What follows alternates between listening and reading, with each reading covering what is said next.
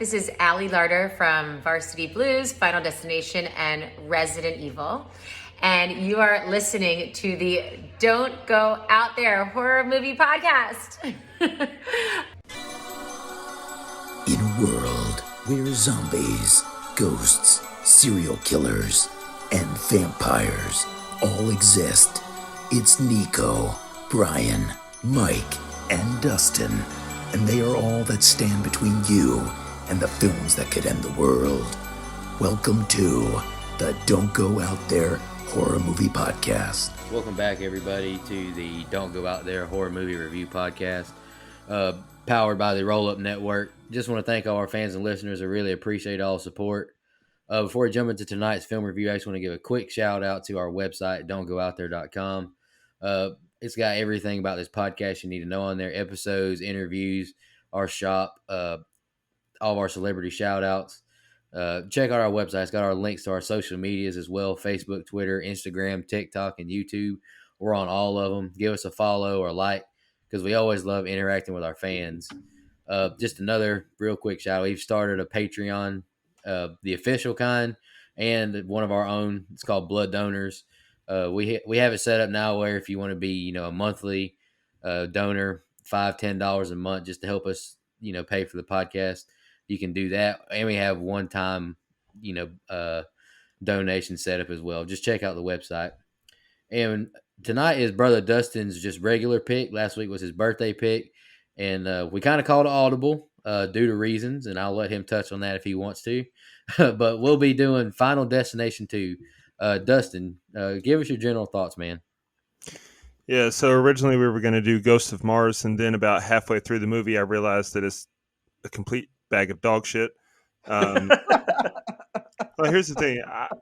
I picked Bones, right, during Guilty Pleasure Month, and I always viewed this movie as the similar kind of movie, like Guilty Pleasure. I remember watching it, and it was enjoyable. But now I watched it. It's been probably, 10, 15 years since I've last watched it. And I tried to watch it the other day, and I texted you guys immediately, and I was like, hey, would you be mad if I called an audible? And the consensus was no, I would actually be glad. So shout out to Ice Cube, shout out to John Carpenter. No shout out to anything else about that movie, including Jason Statham. He was just a horn dog in that movie. Well, shout out to Natasha Hensters, though. Come on, you gotta at least shout her out. For right? sure, friend of the show. She's the worst friend of the Carpenter show. movie ever, by the way. Friend of the show. It's like he tried to fit everything he's ever done into one movie. Anyway, like highlights of everything he's ever done in one movie. Yeah, I agree. And it wasn't cohesive. Anyway, so then I text you guys. I was bouncing around some ideas. I think I narrowed it down to like 4 movies. It's like I'm thinking about these 4. And you guys all said you'd be good with any of them.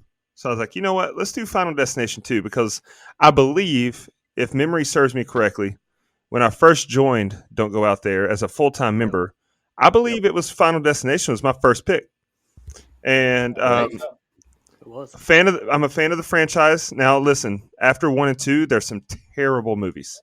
But one thing you can't deny, though, is that these movies give us some of the more creative and more awesome deaths that you'll ever see. And so I was like, you know what? What's something that's kind of fun? It's a fun watch. It's an easy watch that will give us certainly some diversity to choose from for our least favorite kill and favorite kill. And that I think that we'll all be in agreement is a pretty decent movie. Let's go with Final Destination 2. And Allie Larder, call me sometime. Suck it, Mike. Suck it, Brian. I said it first. You son of a No, bitch. you didn't, because I'm cutting that shit out, man. Yeah. That hurts my Yeah, we're heart. cutting you it's out, the only pal. one. All right, I'll go next real quick. Dustin, you're absolutely right. That was your first pick, Final Destination. And I think I remember saying in that one that the second one was my favorite. Yeah. The second one is my favorite. It's a fun watch every single time. And, like we post on our social medias, if any fans got comments or questions, I think we got at least 3 or 4 comments through various platforms about the log truck scene. Everybody remembers the log truck scene. It's iconic. It traumatized everyone. Yeah, Absolutely. exactly. Oh, no doubt. Everybody's terrified to drive behind one of the things because of this movie. I actually really like this movie. Dustin, we're on the same page for the first time in God knows how long. I really like Final Destination 2. It's fun, and I'm excited just to hear what all of our favorite kills are because, like Dustin said, all of them are pretty damn awesome. Yep. Brian, you want to go next? General thoughts? Yeah, I actually remember seeing this one in the theater. I agree wholeheartedly. It's my favorite Final Destination movie as well. Although, admittedly, I have not watched the entire rest of the franchise. I mean, I've seen three and I've seen parts of the fourth one, but after that, I just kind of gave up on them. They were pretty bad. And we talked a little bit off air about this, but it's not just by us. I mean, it's pretty arguably considered the best in the franchise on the old interwebs as well. And if you listen to the show, you know that Ali Larder is my number one celebrity crush of all time, and Right. Fuck you. that hasn't changed since Fuck you. 1999. It would have been totally weird if Dustin would have said, "Call me sometime," but he never said that earlier, so that's totally cut out. But anyway, friend of the show, Ali Larder, by the way, shout out for the intro to this episode. This is directed by David Ellis, rest in peace, died in 2013. But he did Snakes on a Plane. Apparently came back for The Final Destination, which is the fourth film in the franchise, I believe, and not The Final Destination. I'm gonna But, say, no It's kinda offense, like the no final offense to chapter. right, exactly. No offense to him, but the cinematography, I think it was done a little bit better with James Wong in the first one. And apparently this is the only direct sequel in the franchise, and I use that term loosely, honestly, because while others make references, this is the only continuation from the first one, and I can get into that later, but that's probably my biggest gripe about even this movie in some parts, but the rest of the franchise as well. I think the kills are amazing in this one, and it's definitely going to get a high score from me. yeah. So first of all, thank you, Dustin, for changing your pick. Because golly, I didn't want to talk about Ghost of Mars. And look, I You're respect the great John Carpenter, and I love me some Ice Cube. We talked about that and the Anaconda episode. Like, big fan. However, so glad I don't have to poop all over those fine people. I don't want to do that. I already pooped on Colorado Space a couple weeks ago, and that wasn't very nice. So here we go. Final Destination 2. Truth be told, I'm not a big fan of this franchise as far as premise goes. However, this movie is really, really fun. It's a fun watch. It's short. Gets bonus points for being 90 minutes, like almost right on the dot 90 minutes, which is fantastic for a watch. It's got a really, to me, out of the Final Destination franchise, it has the best story, the most cohesive story.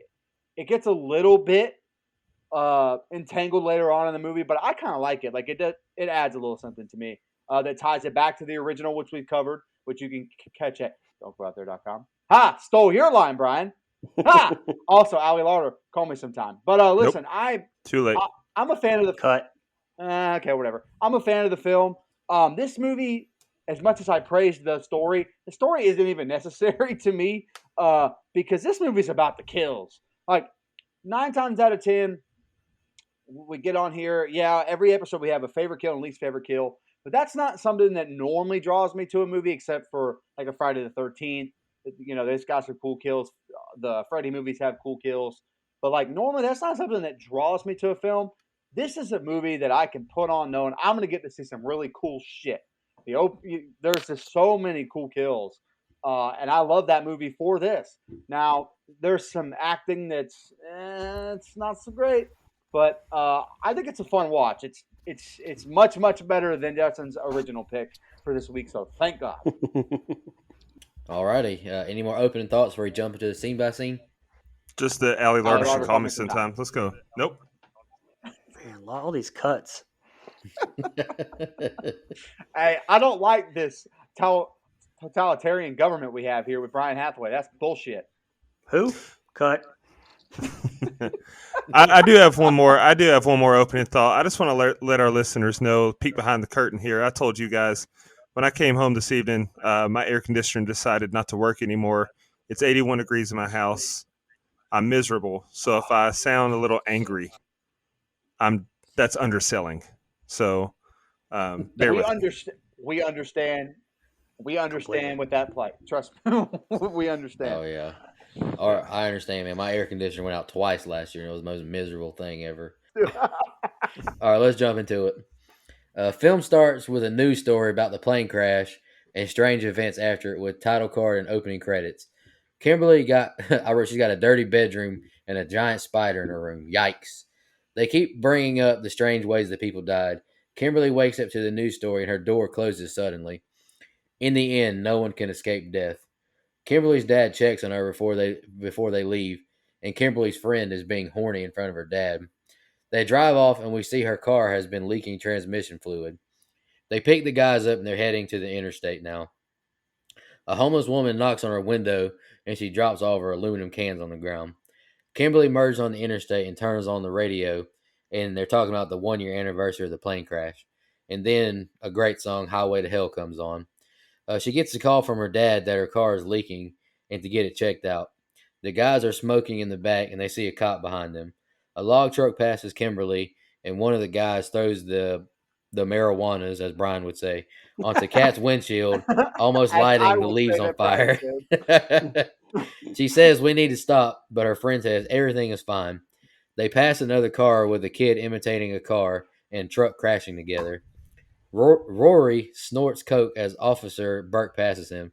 Burke's coffee spills on him, and now the chains holding the logs snaps, and they cause a massive pile up on the highway. Kimberly sees, and I can't, just watch it. I can't do justice reading it.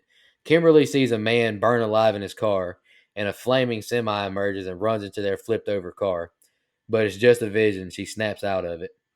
Kimberly sees the lady spill the cans again and cries. She tells her friends about what she saw and predicts the radio. She blocks off the interstate and Burke drives up to her. He asks her what's going on. She tells him about the huge pileup she visioned. She asks her to step out of the vehicle. A few people exit their vehicles asking to pass, and Kimberly tells Burke that's the log truck that's going to kill everyone. They watch the crash happen. Burke runs to grab Kimberly as a semi hits Kimberly's car, killing her friends. We're at the police station now, and we hear about how lucky Evan is. He survived this wreck and won the lottery. Burke now asks Kimberly again about what happened. She tells him and the other survivors about seeing it before it happened. She now brings up Flight 180. It was a year ago today. She says her premonition was the same as his. Eugene now tells the group about the kid's death and about death and gives an evil laugh. Burke brings up Clear Rivers, who survived, who checked into a mental institution. Tim and Nora leave, and Kimberly's dad runs inside and hugs her. And then the cop dismisses the rest of the group. All right, Brian, that's the first two scenes they got. What you got for me? So, first off, I love the references to the first one. And, the intro is obviously a lot of the same as the first one with Death, even waking Kimberly up the same way he did Alex. Now does it make a lot of sense with Death warning them? No, which, I mean, that's a gripe of mine in the first one as well. But also where I think like this franchise kind of falls short with nothing really like going into it even more to explain it. And I think that this one is the last time they even attempt, to explain it even a little bit. Although it makes no sense even in this one, to be honest. But again, we'll definitely get into it. But at least it does this movie. I mean, keep like the death has a plan portion, which I hate the sequels abandoned even further, to be honest.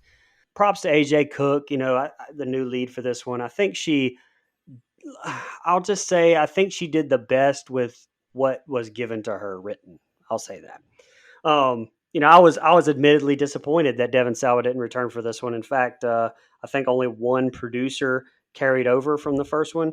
I think I was more disappointed that they killed his character off screen with a freaking brick. And mixed bag of reports on whether or not that was contract issues or wanting more money or script concerns. But either way, your boy here is glad that the fabulous Mrs. Larder came back. So let me talk about this epic opening here just a little bit. I've said this like before, I think, but I think this is top 5 best horror movie openings I think ever. Yeah. Everyone always says, me included, that when you're on the interstate, you think about this opening when you're around a log truck, which is another thing, because like, the plane fears in the first one kind of play off your fear of flying. This one plays off your fear of driving on the interstate, which affects a lot of people. And now you definitely have to suspend the belief of physics in this movie and the way things work in the real world. And I'm totally okay with that. You just have to know that, I guess, going in.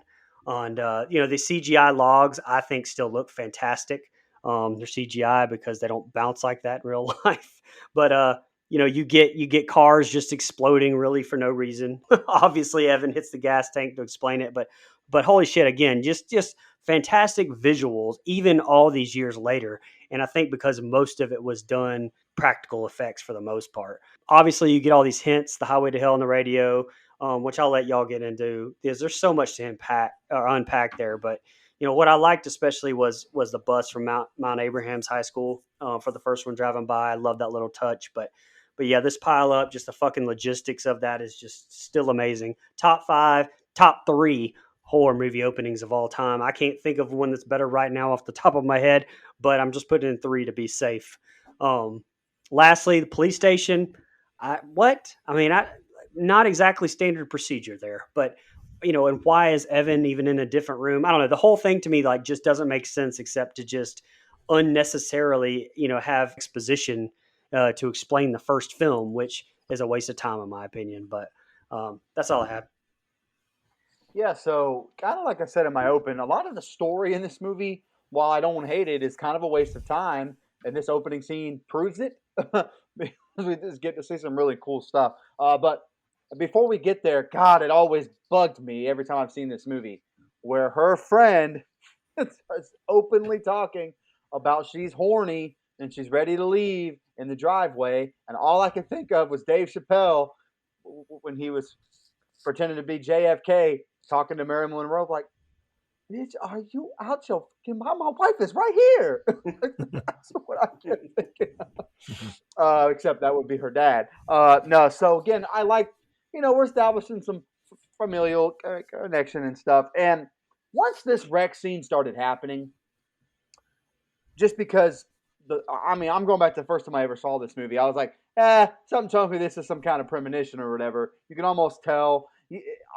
I kind of like this franchise for that. I mean, I don't love the franchise, but I like what they do with whether you don't sometimes know it's a premonition or it could be a real kill. Like, I really kind of like that they do that a little bit. Golly, Brian, you said it all, man. This opening crash scene kill, and before we get there, not a lot of memorable characters to me, like in the car, like, take them or leave them. But once we get into the accident with the logs, which I know we talked about at the top of the show, everyone's scared to drive behind one of them motherfuckers.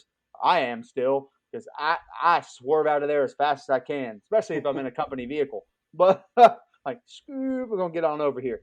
I love the way they do it. And I know they use CGI logs, but like you said, they tried to use real logs and they just didn't have the right balance. I thought that was really cool. But I love that kill on Officer Burke. It looks awesome. Yeah. The head going to the back of the windshield is really, really cool. And then everything just snowballs from there. The motorcycle kill is awesome, which, if you watch the kill counts of this, they kind of show some behind the scenes, and it's on the DVD as too. But like people being dragged and like how they pulled all of that off is almost as cool as how it comes across in the movie. Like learning how all that's done, I think is really, really cool. Just a great opening scene. Like, is it one of the top in horror history? Like, if I had a top 10 list, which I've never compiled, if I had a top 10 list, I would probably say it's pretty damn up there. Like, I think it's pretty awesome. I mean, top 5, I'd have to really sit down and think about, because there's some really cool. I mean, is it better than Scream? No. Is it good? Hell yeah, it's good. Yeah. So, but again, I love how like right as the semi comes, it ends up coming out of her eye, which I think is. That's really weird. I know, it's like, ew. But anyway, I like that. I do like this story more than the first movie. Like, I think her having that premonition and then telling the cop, "Oh, this is about to happen." I like that a lot.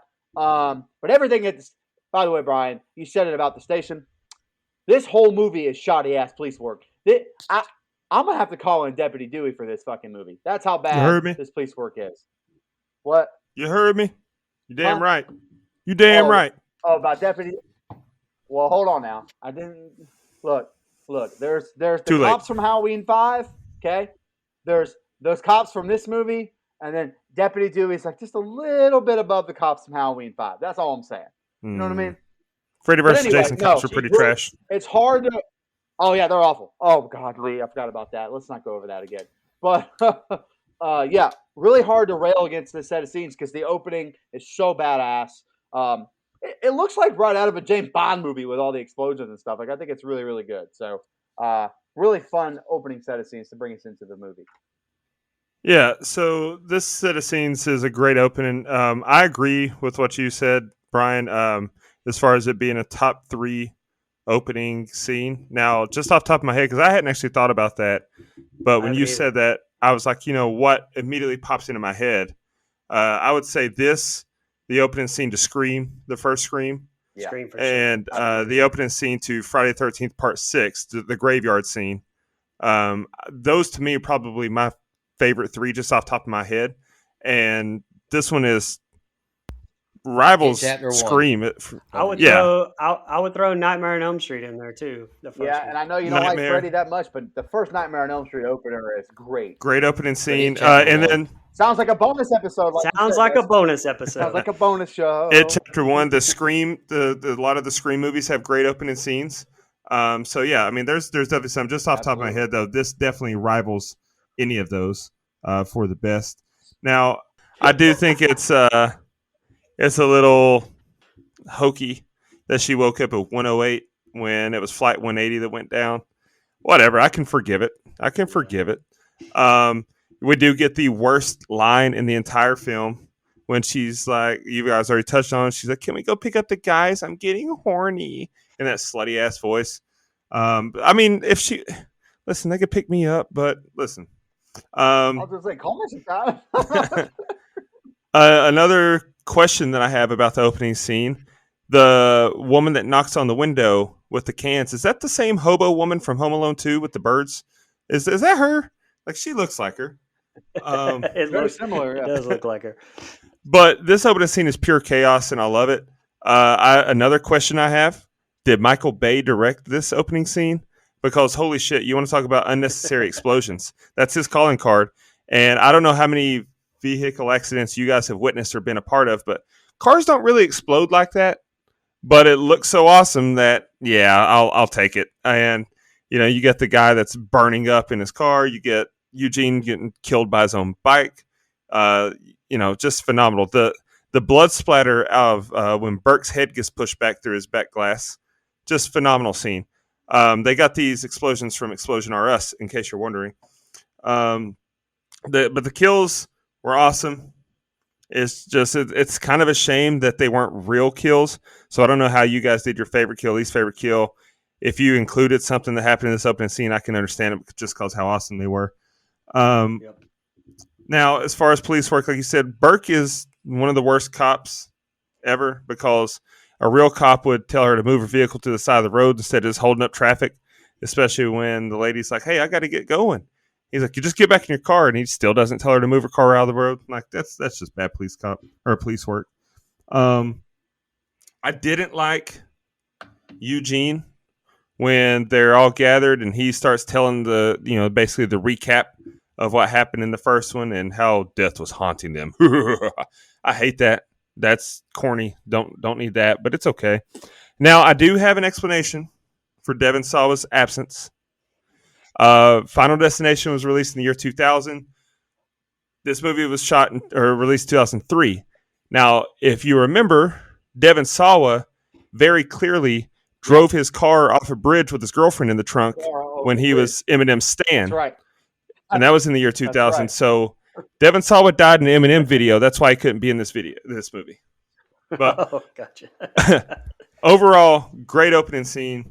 And it's one of those opening scenes that hooks you immediately. And no matter what happens from here on, you're invested just because how awesome it was. Dude, I on that note, I tried to come up with a rhyme for Devon Sauer and Stan and Ball, like Dear Clear. I couldn't come up with anything good. I don't have the skill, but golly, I'm telling you, I sat on the couch for at least 15 minutes earlier and tried to come up with something. Like because you really, as we're about to get into, you really don't get any satisfaction with the death of that character, and so I was really trying to come up with some kind of Stan explanation. So I'm really glad you did that because I don't have a cool, funny rhyme. Just I would instead tomorrow morning when I hit the gym, I'll just listen to Stan. That's what I'll do. His tea went cold. He's wondering why. All right, back at Kimberly's house, she asks her dad about if her mom had visions or premonitions. She tells dad she's really scared for the others and says it's not over yet. Evan walks into his apartment building with all kind of new goodies for his house. For example, like an iMac. He throws some old pasta out the window and uses the same dirty pan to cook, and he takes his shirt off. Big Matthew McConaughey vibes. He pours some grease in the pan, and a wind blows through the house. He puts some Chinese food into the toaster oven with a magnet in it unknowingly. He puts on his new watch and gets a lot of voicemails from greedy people. His ring falls down the sink and he reaches to grab it, but his hand is stuck now. Sparks come from the microwave oven and now a grease fire starts. He knocks the pan on the ground, causing a bigger fire. He gets his hand free and tries to extinguish the fire to no success. Death closes the windows, but he breaks out and uses the fire escape to get free. He climbs down the ladder and then slips on the pasta he threw out, and then the ladder falls to the ground through his eye, killing him, which is an awesome kill. Back to Burke, and he's on the internet researching the freak accident deaths from Flight 180. We learn even Alex died from a falling brick. Kat is at home on the treadmill smoking, and the other survivors hear on the news about the deaths from the accident. They now hear about Evan's freak death, and all are paying very close attention. Tim is reading in bed, and his mom brings him some sleeping pills and tells him of his dentist trip tomorrow. Back to Kimberly, and she's tossing and turning in bed, and she wakes up and sees weird shadows on her ceiling from the trees. She gets on her computer and reads about clear rivers. She gets directions to how to get to the mental institution she's at. She makes it to Stony Brook, and the administrator tells her of all the things she can't bring with her to visit Clear. Clear suspects she's dangerous. They tell Kimberly she's voluntarily there. Kimberly sees on the wall all the articles and pictures from the 180 crash. She tells Clear she saw the pilot before it happened. Clear tells her of death's list and how the survivors of 180 died.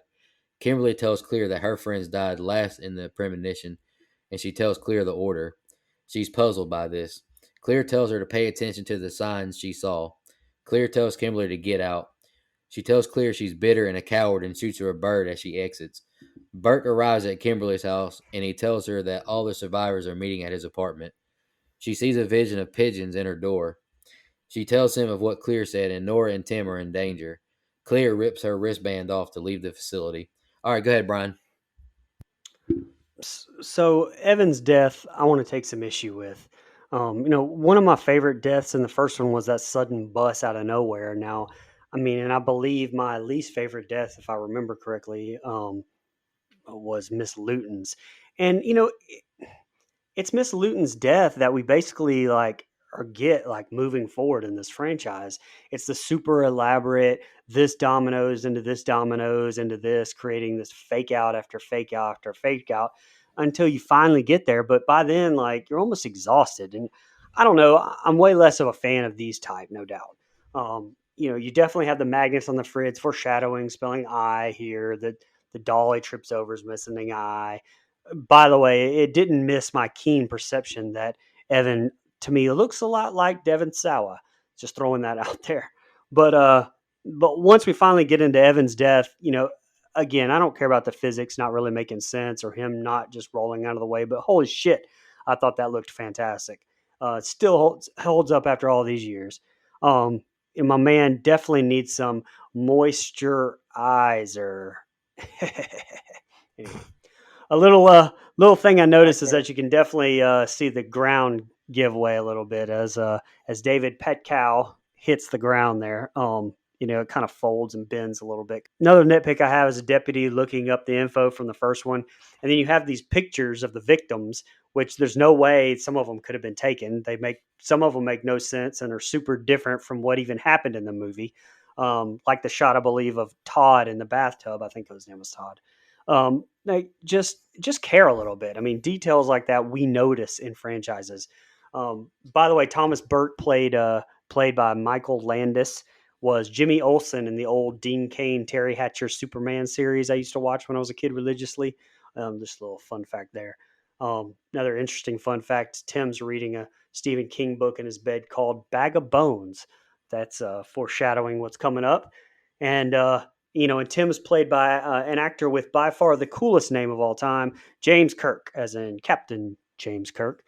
Well, he was actually in the first one as an uncredited extra as well. So, um, and also there's a picture of all the crew from the first one in Clear's room, which obviously is a production photo because it makes no sense whatsoever. None of them actually liked each other, much less all took a picture all together in the first one. So, and I have some more about this whole writing here with the rules. So I'm going to save that though for a little bit later since I've kind of gone on a little bit long here. But put a bookmark in that one since that's coming up.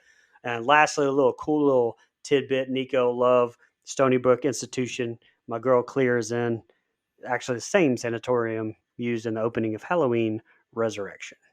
Great to see Clear again anyway. Watch out for that little TV monitor in there too, Allie Lauder. Just letting you know. Maybe dangerous. Go ahead.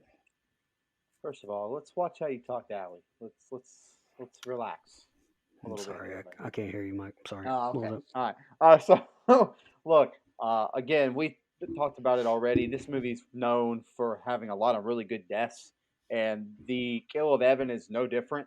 Um, I don't. One thing I don't like about this franchise is how loose the rules are with how death is applied. I'm not a big fan of that. It doesn't have any continuity without or throughout the entire franchise to me. So I'm not a big fan of that. But as soon as this lottery winning douchebag guy takes his shirt off, he's dead. Like that's just kind of how horror movies work. So I was really interested the first time I ever saw it to see how they did it, and it's awesome. Him throwing that spaghetti away is like saying, "Here you go, peasants. Here's some Chef Boyardee spaghetti. I'm throwing it in the alley. I won the fucking lottery." But yeah, I really, really think it's a good scene. Him trying to get out of his apartment and all the shenanigans that unfold through that, and him jumping out, just breaking the window, down the fire escape. He falls on the ground, and it looks like he's going to be saved, and then it going right through his eye, which that effect doesn't age awesome, but it's fun. Like it doesn't take away from the scene to me. Like it's really, really cool. I had, and a lot of people have said this. I watched some other review stuff, kind of get ready for this. The character of Tim is very weird to me because I don't know. I don't like. I know they say his age later, but like he could have been 12 or he could have been 19. Like it was a very ambiguous middle ground there. I thought it was very, very weird. Just kind of the character he was playing. He looks like one of the mean kids from not Little Rascals, but from Sandlot. Like he just doesn't. It's very, very strange to me. You play ball like a girl. Yeah, he's kind of in that. Yeah, what did he's you kind of say? in that. Damn it! Here we go. Yeah. So we're in the mental asylum or insane asylum or whatever you want to call that, and you can almost tell, like, without knowing that fun fact, Brian, you can almost tell that's the same one from Halloween Resurrection for some reason. Like, I don't know, it just like mentally clicks for me. So that's kind of a cool thing. But look, I love the character of Clear Rivers. I think Ali Larder, this is some of her best acting stuff to me. However, I said it in the first Final Destination episode we did. I'm saying it now. Clear is a stupid name for a person. Clear. So if your name is Clear, I'm very, very sorry if you're listening to this. I don't want to insult Sheesh. anybody personally, but Clear Rivers. Okay, maybe not even so much the name Clear. Clear Rivers is really, really bad. I mean, that's not what we do here, man. But again, love the character. Love that she decides to join the fight. Because if it would have been a cameo like we get from another famous actor later, I would have been a little pissed off about that if that's all we got from her. But I love that she becomes a main character in this film as well. So, not a bad set of scenes. It has one really awesome kill, that's for sure. Yeah, so you guys took or said a lot of what I was going to say. So it's just, I do find it kind of ironic that he died after he threw Mom's spaghetti out the window. That's the second Eminem reference on this episode. You touched on Someone how that hates Eminem, you're good. I don't hate Eminem. He just doesn't make good music. There's a very big difference. You touched on, Brian, how the signs were there. I do like the little ominous hints they give us with the baby doll that's missing the eye and then the magnets on the fridge spelling out eye. I enjoy that. And then his death was cool. Like, it looked great. The ladder going through the eye, but it's also funny. Like, I don't know why, but it just cracks me up. Like, he's laying there and the ladder catches. And he's like, oh, thank God. And then, psych, bitch. Like, right through the eye. Love that. Um, how old is Tim? Like, he's such a weird character. Like, Yeah. he's being tucked into bed, but he smokes. We find that out later. Exactly. Um, What the fuck? And then I read that he was originally written to be a 9-year-old kid. So, okay, that makes the tucked into Yeah. bed part make sense. But then they changed it to 13, and then they changed it to 15 because the studio felt weird about killing off a young child. But just fucking go for it, man. Go for it. No disrespect to any kids that may be listening. God, please don't let your kids listen to this show. But it would have been really cool to see a 9-year-old kid die the way that he died. Sorry. Because we don't see that. That's the only reason we don't see that. Obviously, I don't want any kids to die. Live long, full, and healthy lives. But Love the balls of being able to kill a kid in a movie. Love the balls of that. Sorry, go ahead. yeah, and the past couple episodes, I've given out the Man Fuck Them Kids award. Had they made him 9 years old, then the studio would have got the Man Fuck Them Kids award for this episode. So it just would have been awesome all around. But overall, it's a I was just going to say it explains too, like the whole kitty aspect of the dentist, the next scenes, and the damn, what 15-year-old's going to be like, run and go into the pigeons. That's something a yeah 9-year-old kid would do. So yeah exactly like it makes, why would you change that, but yet not change the plot points and be like, oh, well, let's just add this line in here about smoking and yep. like, filling me up in the gas. That just makes it all just fucking really weird. Yeah, it's almost like they were too far along to change that much. Like it seems like it was a last minute decision. Wait, that's too. We can't do that. Let's just make him 15. Add this one line of dialogue to make him seem older. But it that's one of my biggest gripes with this movie. Tim is the worst character in the movie. I hated him because I couldn't figure him out. Yeah. But overall, another good set of scenes that has a really cool death. So I'm still all in at this point. All right, we're at the dentist's office now, and Tim goes back, and he tells the dentist he missed yesterday's appointment because of the pileup on the interstate. We see the aquarium is leaking onto an electrical outlet. The two get jump scared by some pigeons hitting the window, and the dentist goes to give him a numbing shot, but they decide on the laughing gas. Water covers the floor, and he begins to operate. And I wrote, I don't think Tim's numb yet, because you see tears run out of his eye. The dentist walks out as a pigeon breaks through the glass. The oxygen tank turns off, and he's only getting pure laughing gas now. And a fish toy falls into Tim's open mouth, and he's not able to breathe. The dental assistant walks in, saving his life. Tim and Nora walk out, and Burke and Kimberly yell to warn them. Tim runs to the middle of some pigeons, trying to scatter them, and the equipment operator accidentally hits the lever, dropping the sheet of glass on him, crushing him. Nora cries at the sight of her dead son. Burke tells Kimberly Nora's not coming to the apartment meeting. She asks Burke, this is really happening again, isn't it? She thinks they're all going to die, and she's so scared. Then Clear Rivers arrives. She tells her of Tim's death. The three make it to Mr. Bloodworth's. I wrote, they enter the dungeon, because it looks like a dungeon to me. And he greets Clear as he pushes Evan's dead body. He's been expecting her. He tells Clear you can't escape death. She says the design is flawed. People are always most alive right before they die, don't you think? He says. Kimberly grabs his arm as she walks away and asks for any help. Only new life can't defeat death. New life could invalidate the list. You have to follow the signs, Kimberly. He smiles as she asks how he knew her name already. Clear slaps the guy lighting a lighter by the gas tanks. Kimberly has a premonition seeing a vehicle crashing into a lake and drowning. We see vehicle madness, drop propane tanks, like electrical lines popping, and Clear asks what she saw. She tells her of drowning in the lake after crashing. Burke brings up the pregnant woman on the interstate, and Clear says a brand new soul would interrupt Death's list. Burke pulls the footage from his car to find her. Her name is Isabella Hudson. All right, Brian, go ahead. Okay, so this is probably my least favorite section of the whole movie here. Let me go back to what I was talking about with that last set. So it doesn't make any sense with this whole order thing because hell, if death is working backwards, then shouldn't Clear definitely be last? I mean, regardless, anyway, like apparently the writers literally said the rules didn't matter and that all that mattered was the kills. And this is where I kind of probably disagree with Mike a little bit on, like, to an extent, yeah, that's why people come for it and what the franchise is known for. I would like to see you get to that point and still have a good story with rules. But I mean, that's why it bothers me, and I hate that line of thinking, like, which is why obviously I guess they break their own rules, which obviously don't matter.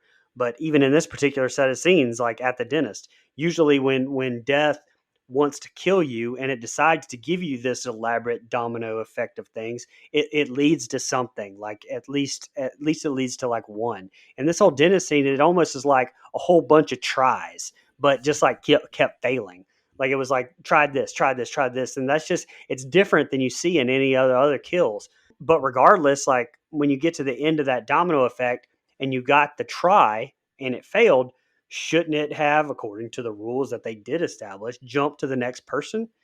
I mean, I don't know. And like I said, I hated the whole entire dentist office scene. It just, to me, it stretched out as like filler to me, just fake out after fake out. Now, the kill in the running for for one of the best in the movie to me, it should have just, I think that kill should have just been like the bus or just been one of those surprise, shocking kills and not the whole BS fake out build up. And, we talked about, Tim originally being 9 and stuff, but I would like to say I don't know how you would get him in a body bag that looked normal after that. I mean, it would almost be, I guess, like Stephen King's old bag of bones or whatever. It would be like just a gob of mush, it looked like anyway. But lastly, friend of the show, Tony Todd, making another appearance. And like, I mean, you said it. I wrote down the worst looking morgue of all time, or cave, or dungeon, or whatever. I don't even know.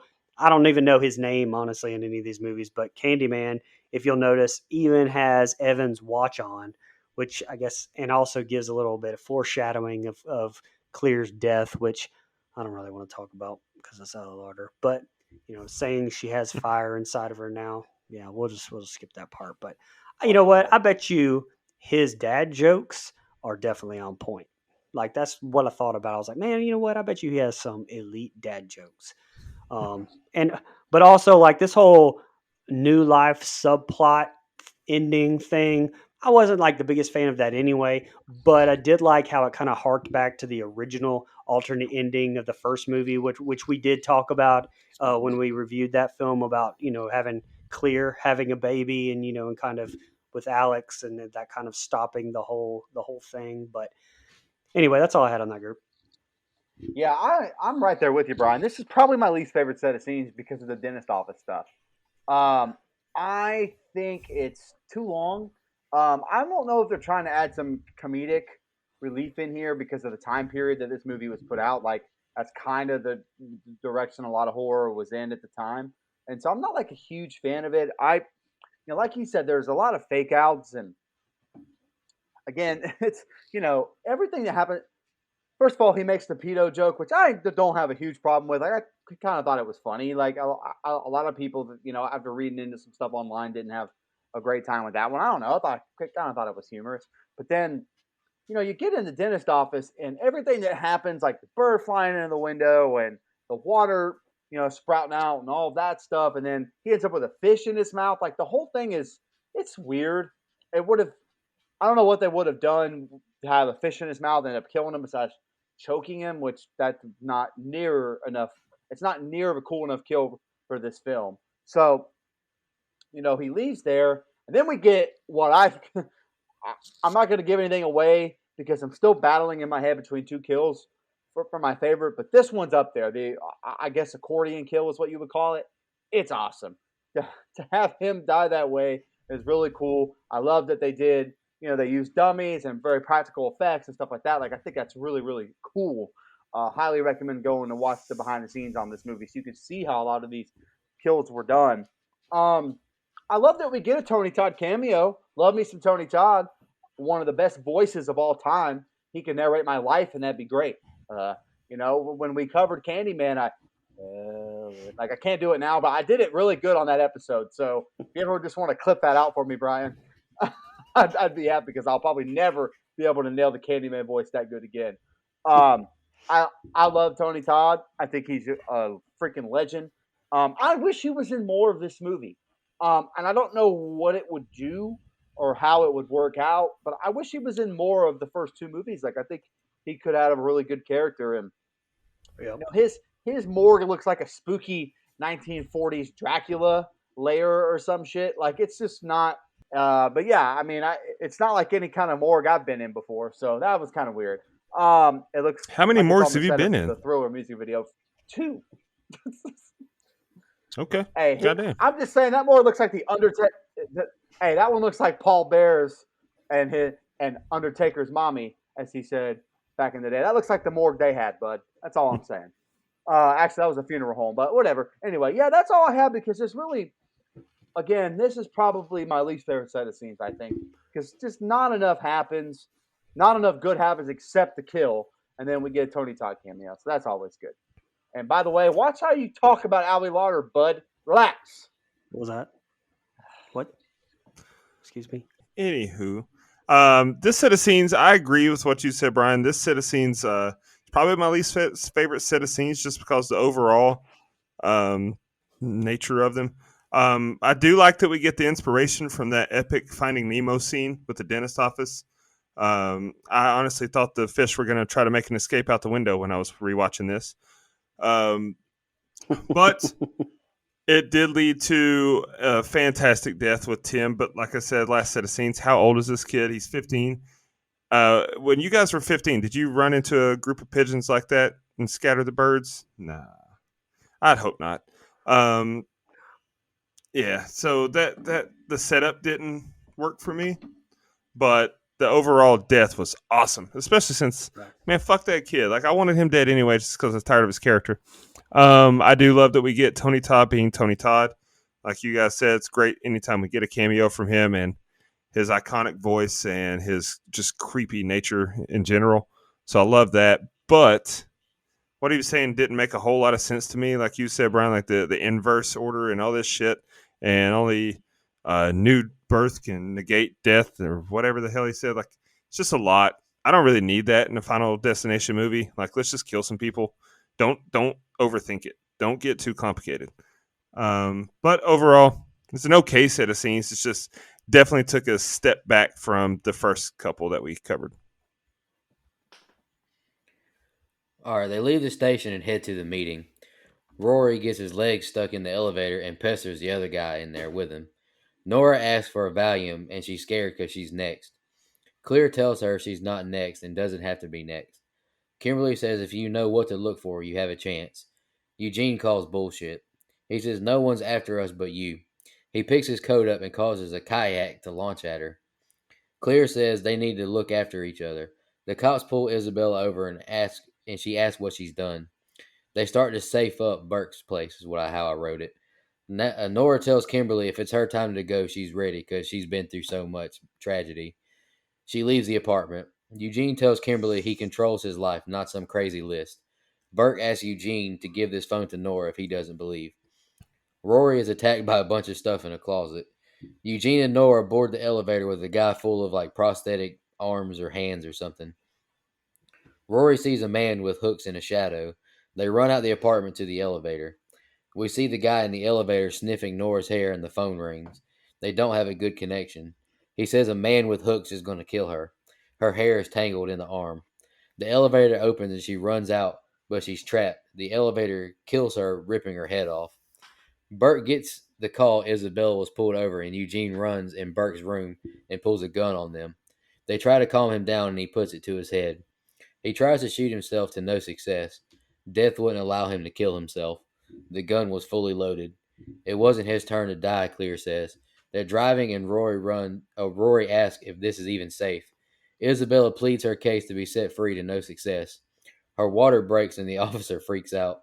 She says she's not having her baby in the jail cell and get me to the hospital. She tells him to take her van. Eugene says this isn't the first time he cheated death, and the group now tells their stories of how they all cheated death. All their deaths linked to people from Flight 180. Isabella and the officer are driving like crazy. Clear says being alive caused a ripple in death's design. If the original survivors died on the plane, the rest of the group would already be dead. And the next two scenes are the ending. Go ahead, Brian. So this whole plan, like, how do they even know how far along the pregnant girl is anyway? Like, what was their plan? They were just planning on staying in that apartment and just like locked up and until she gives birth. Like, what if that was a month away? That's just, I don't know. That's to me, that was thin. That was thin plot line there. Plus, Rory's a fucking idiot. I mean, if you see the bowling ball moving in the closet and still try to hang up that bag in there, you deserve it. You deserve a skate to the face. But and that definitely sucked for Laura because had Clear not pushed the button on the level above before she ran down the stairs, elevator would have never been going back up. So just saying. But and I'm sure there's a dad headless joke here, but I'm gonna leave that one alone because I had the moisturizer earlier, and I think that was enough for the one episode.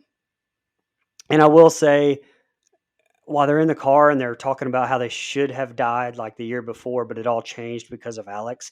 This is the stuff that I really liked, and I think that it should have been explored even more throughout not only just the franchise, but especially in this movie. I mean, the whole sort of like butterfly effect, and yes, the writers go on to write the butterfly effect later on, but just I like how it ties it in more to the first one. It's just it kind of makes it more of a direct sequel, and it's just although it's never talked about again, I really enjoyed that part, and I'm glad that they put that in there. Yeah, so man, I hate the plan with the pregnant woman. I texted probably a couple hours before we do this show. I was rewatching it just to be fresh because I watched it last week or on Sunday, and so I always like to have like it's fresh in my head. This is probably my least cared about pregnant woman of all time. Like I just do not care about this subplot. And I get the new life thing, and I think that's creative, and it's fine. But I don't. I just there's like you said, in this set of scenes, we do get some really solid story development when they're all in the car and they're all talking about how they should have died or almost died or whatever. I think that stuff's really strong. But like all of this other stuff, it makes it convoluted and complicated. And when I'm in this movie for just the kills, for the most part, like I don't need all of this. And I think the plan they hatched there at the gas station is terrible. Also, at the gas station, "Suck my junk, biatch" is really, really one of my favorite lines. Also, the way that Ali Larder or Clear just kind of like yeets that kid's neck is Jesus. If somebody yeeted my neck like that, I'd tell them to suck my junk too. Also have here, and I said it before the show, man, if somebody's yelling at me while I'm choking, what is you like, bitch, give me 5 fucking seconds. I'm choking here, man. Like, calm the fuck down. Clear. Your name is Clear. I don't want to hear anything from you. Anyway, sorry. God, I hope there's not a listener named Clear. I'm gonna be so sad. Probably not. Well, there's not anymore. Anyway, We lost them a long time ago. I love you. Thank you for listening to Don't Go Out There, and you can listen to all of our good stuff at don'tgooutthere.com. And then the character after you. That's how great it is. Anyway, yeah. So I like all the stuff in the car where they're talking about, the well, if this happened, this wouldn't have happened, and if you guys don't ever get off the plane, then this like I like all that too, Brian. Like I think that's strong story stuff. The problem is they don't. It's not. It's almost too late in the film for me to care about it. It's a little, too late for that. And then you get the sequels after this. They never talk about that shit again.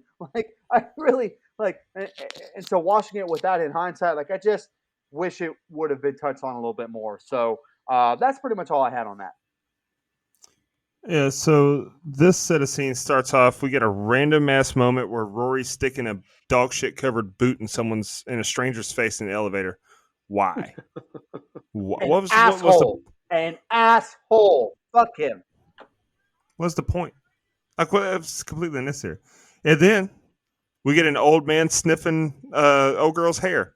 Again, why? What is the point of that?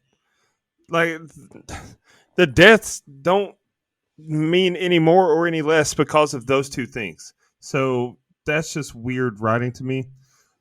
We did get an awesome decapitation though, when her head gets stuck in the elevator and then her body comes down, but the head's still there. Yep. That was awesome. As Michael Scott would say, her kappa was detated, and it was awesome. Um, it was completely wild when Eugene's got the gun and it misfires 6 times. Like, that was an intense scene because it's like, nah, Death's not gonna let you go like that. That was crazy. I did like the booby trap that we got that was set off by the pool ball rolling into the mousetrap. That was awesome. Like, that's just one of those Home Alone type traps that I always love. Very elaborate, and the boat goes through the window. That was cool. Now, was it awesome in the sense of non-hokiness? No, it was completely hokey, but I fuck with it. The connecting of the scenes, or the connecting of the dot scene, I thought was great. I actually love that.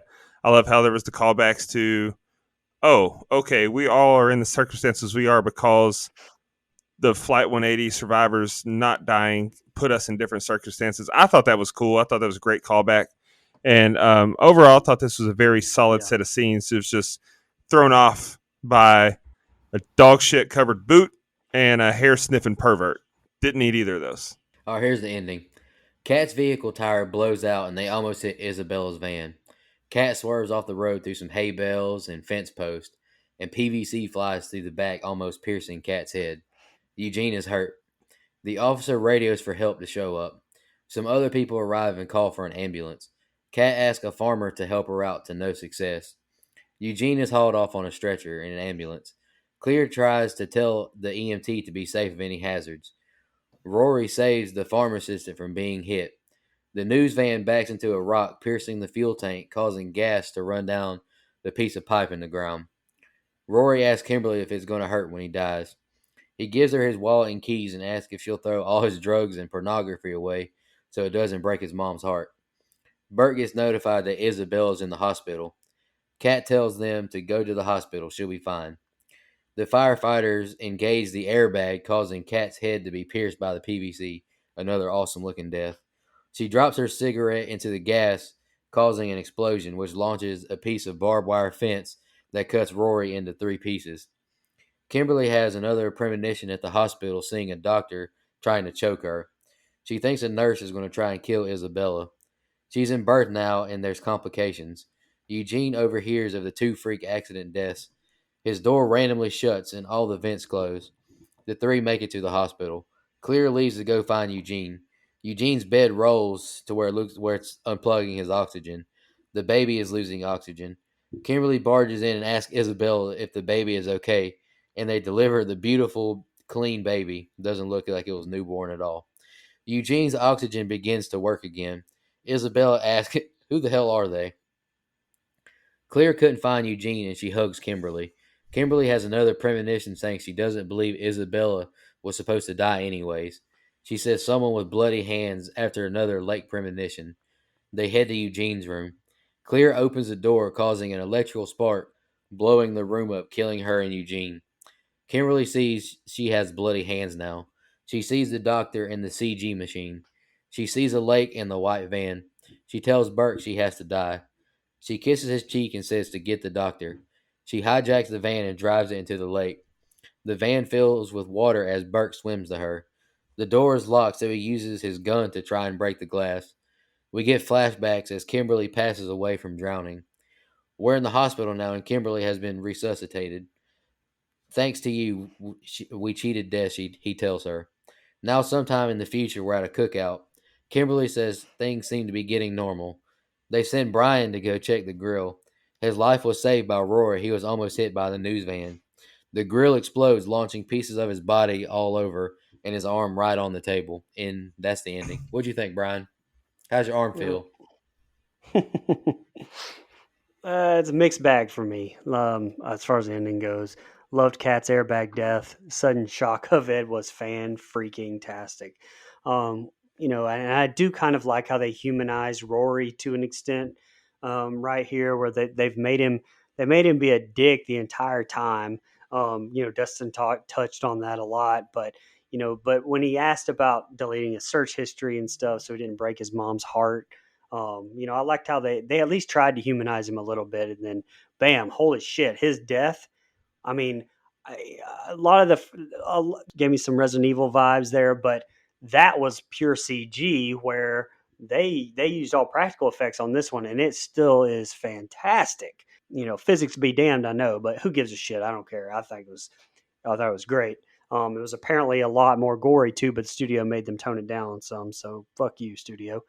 But I loved that one too. It looked so good. And I didn't like the Eugene stuff, honestly. I mean, it felt out of place.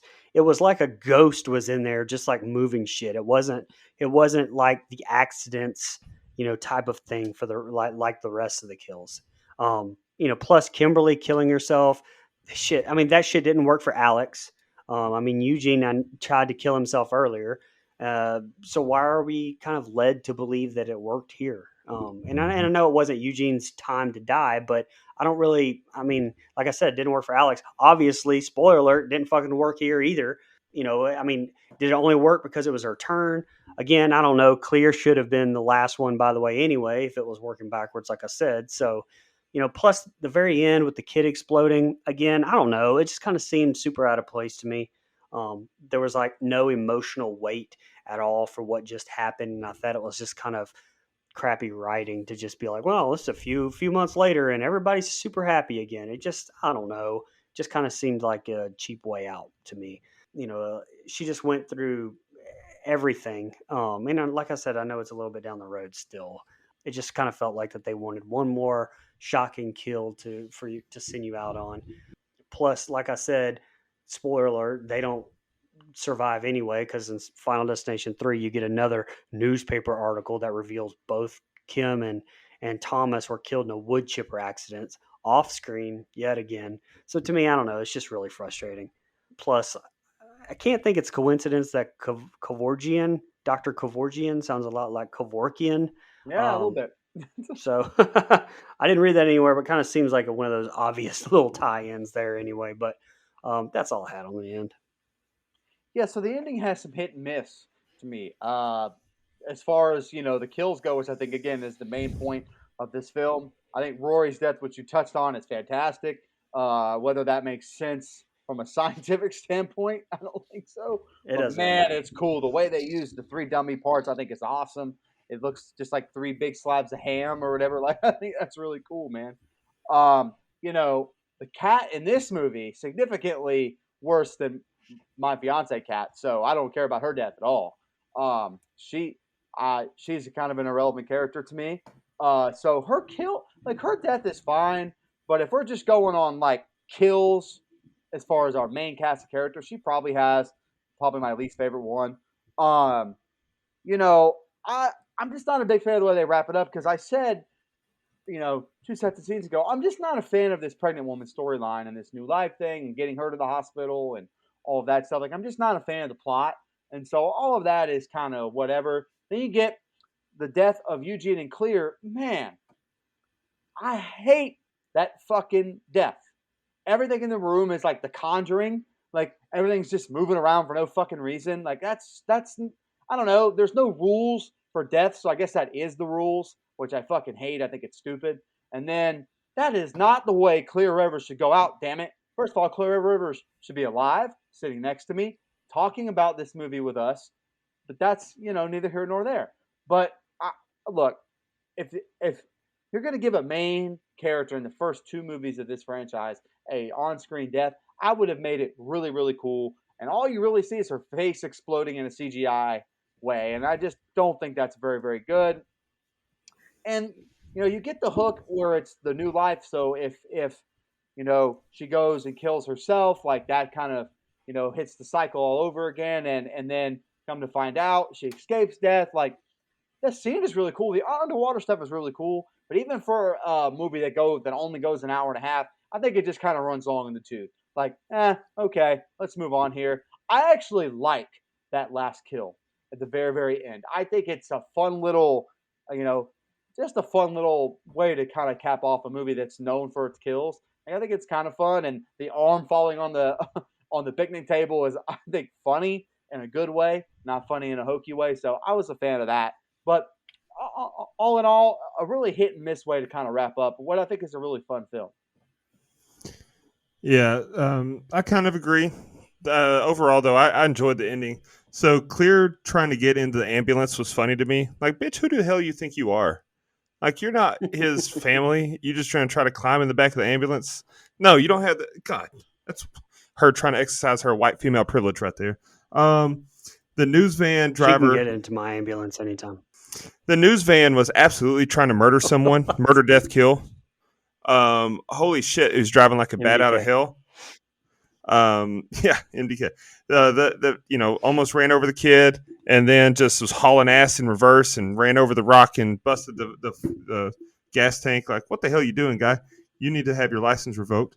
I thought it was fucking hilarious and ironic that the Jaws of Life killed her.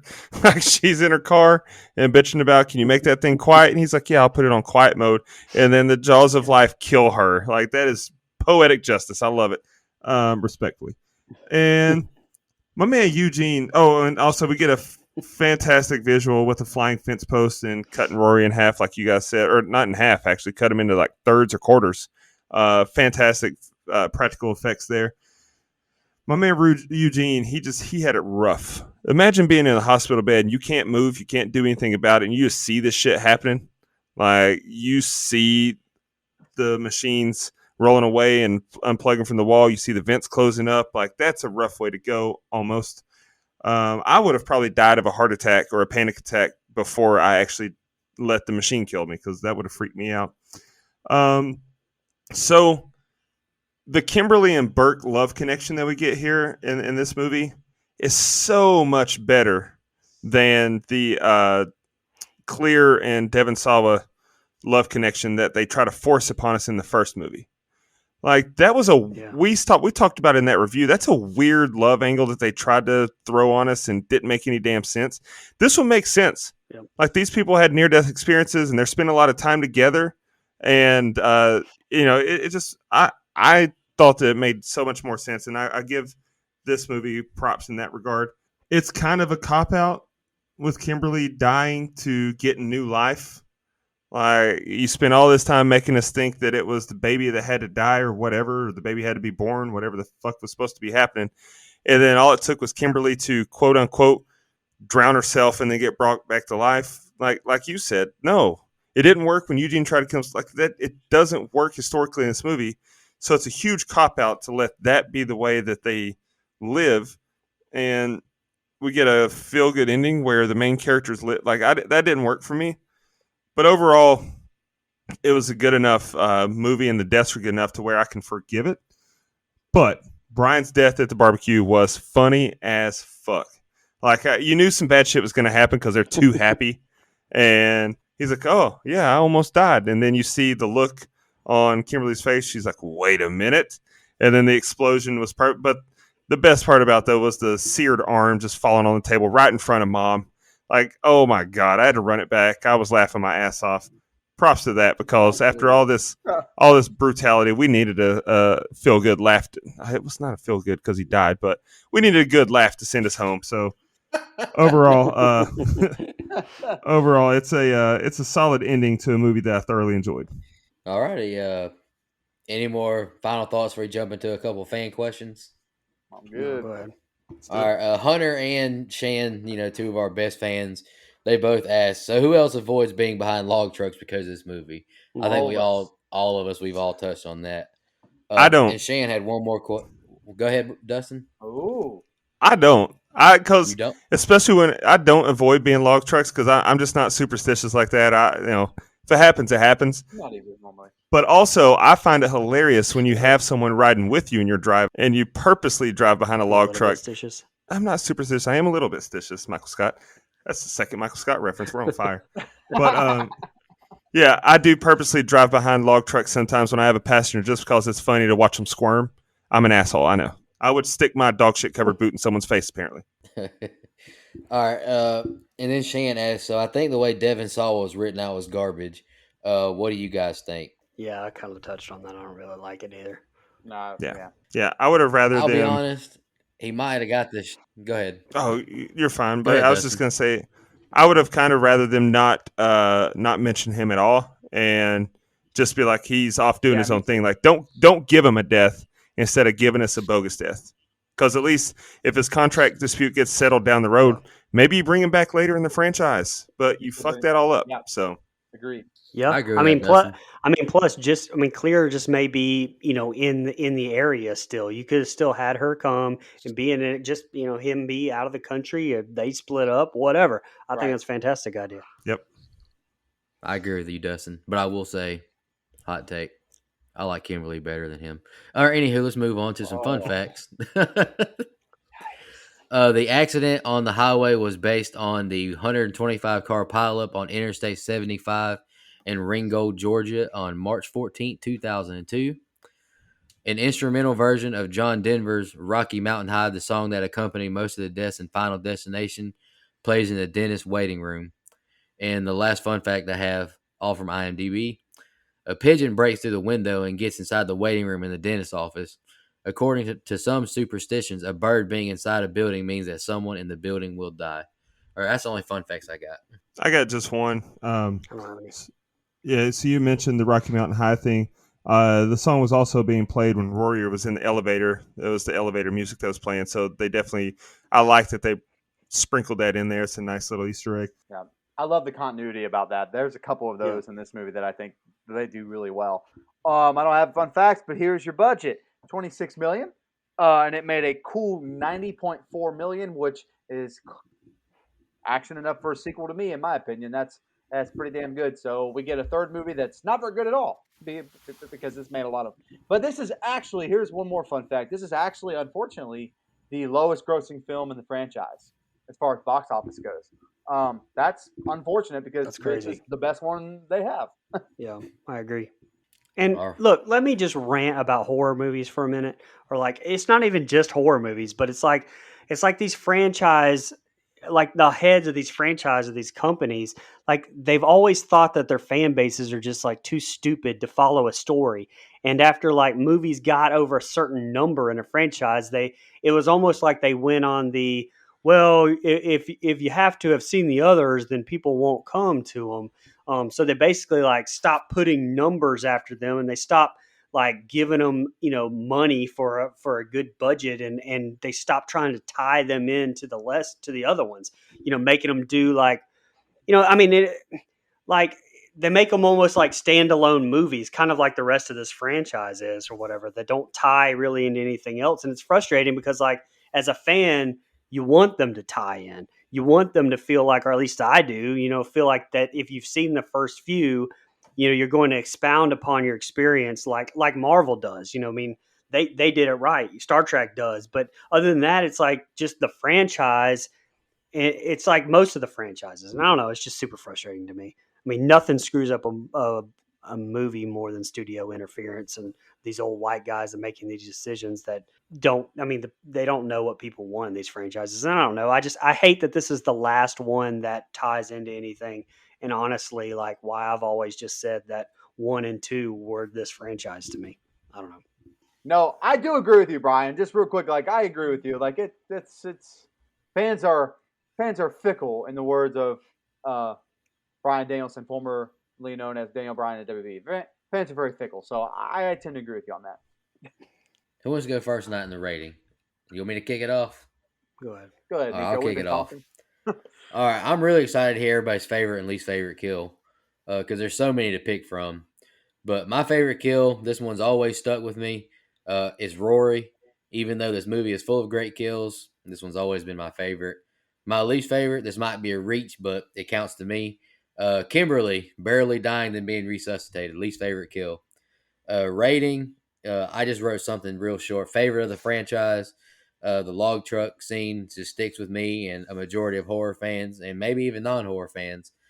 Great kills throughout and always a fun watch. You know what you're getting with a Final Destination film, so just expect some ridiculousness, but just enjoy the cheese. And I gave it a 7 out of 10. I've said everything I have to say about it. Really fun watch, short watch. I appreciate that.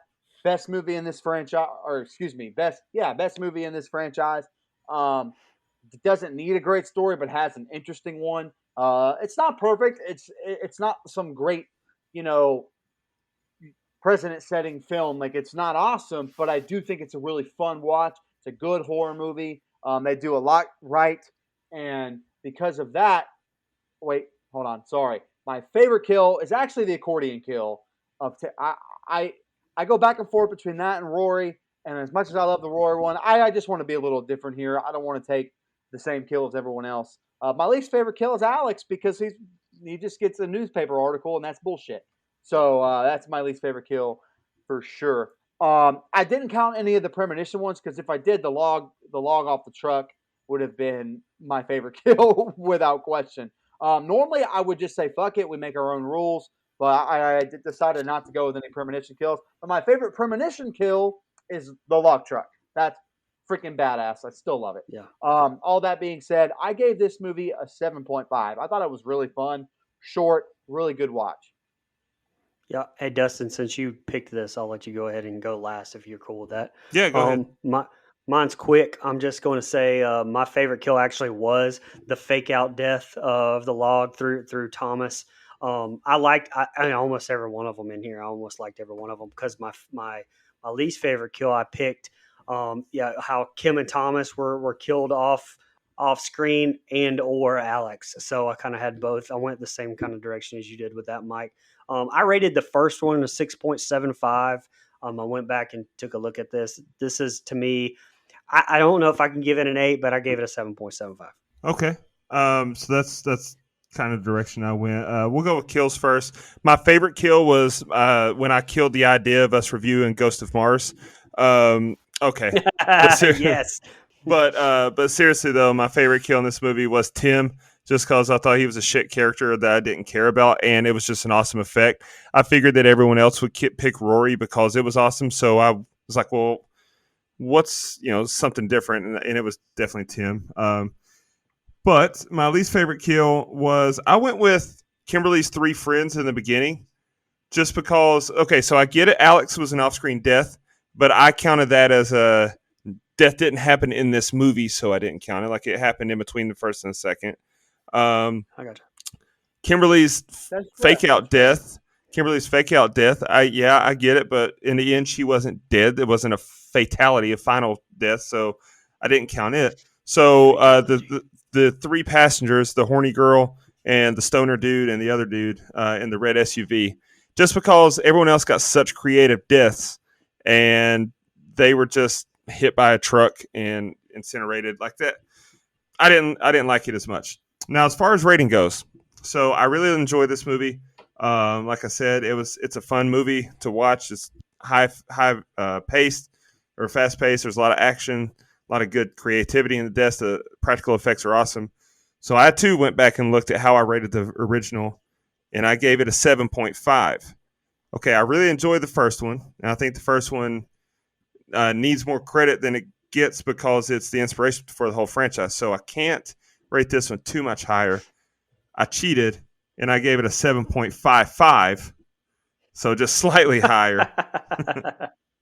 And so, so let me do the composite real quick. And, so I rated it the highest, Ali Larder. I don't know if you heard that, but I liked your movie the most. So just letting you know. Yeah, so that gives us a. And Mike's on mute. Mike's trying to talk, but it's a mute. It's funny. Yeah. So I believe that gives us a 7.2625 rating. Actually, that's not right. That's not right. 7 plus 7.75. There we go. 7.45 rating. Sorry, my math wasn't mathing. Ali Larder, if you're listening, I rate Varsity Blues a 10. A 10. A fucking 10. A fucking 10. What about Legally Blonde? Hey, here's a conspiracy theory. Do we get the Final Destination universe and Legally Blonde 1 are in the same universe, and after the events of the first one, Clear moved off and changed her identity and got in with some rich guy and was accused of murdering him, and then so she checked herself into a mental hospital, and that's where we pick up Final Destination 2. And then she got liposuction. And there's probably 4 fans of our listeners that are going to get that reference, and 3 of them are here. I'm cool with it. Go watch Legally Blonde. Don't be skirting confused. You got to bend and snap, brother. Bend and snap. Wow. Let's go. Anyway, that was the lowest of keys of I haven't seen that movie reference right there, Brian. When you said only three of was us okay. know it. Fuck you, Brian. All right, anywho. Let's give a quick shout out to our new blood donors. Like I said at the beginning of the show, we started a reoccurring Patreon, just a little monthly donation just to help us do the show. Camp level is Mr. Clayton J. Really appreciate you. And camp counselors, my man Hunter Nelson, really appreciate you. And big shout out to Andrew Ferguson. He's going to be our last legendary blood donor film review we're going to be doing. That doesn't mean it's the last one. You can always check out don'tgoouthere.com and become a legendary blood donor. We are so excited by the participation in this blood donor campaign. For those of you who don't know or maybe new, we have launched a new Patreon campaign called Blood Donors. We have 5 donor tiers that range from, just $5 monthly donation to even one-time donations as well. And in exchange for keeping the lights on, we've added perks such as early content to bonus episodes, autographed pictures, t-shirts, and even joining us for an episode of your choice. Any donation goes straight to helping with web hosting, SoundCloud hosting, guest procurement. Again, just thank you guys and girls so much. We have some of the best loyal listeners. We love each and every one of you. We can't believe every day that we get to do this. Just go to don'tgoouthere.com and click donate. And oh yes, there will be blood. But again, not real blood. This is money, you animals. But next week, our next show we'll be doing is Andrew Ferguson's legendary blood donor pick of Predator, and I'm looking forward to it. Right. It's an awesome movie. It's fun. I just want to tell our listeners, first of all, thanks for being blood donors and being on Patreon and all that. But we have a really good run of films coming up. Like, this is a really fun about month and a half that we're about to take part of. So I hope you're all ready, because Predator, or actually this movie kicked it off, and then we're actually They Live kind of kicked it off. Out of that, we're out of the gate with a lot of Colorado movies. Space So kicked it I'm off. excited, man. No, it didn't. Fuck you. Sorry, Sean. Only because Nicolas Cage was in it. That was the only reason it was good. Oh God, I'm going. All right, let's end this show ready now. to Tonight was fun though. I had a good time, Absolutely, Dustin. Alex. Great Yeah. call to Audible from Thank you. Thank whatever you so that movie much. was. And Venmo me $4.27. Yo me. Y'all have a good one. Just want to remind everybody.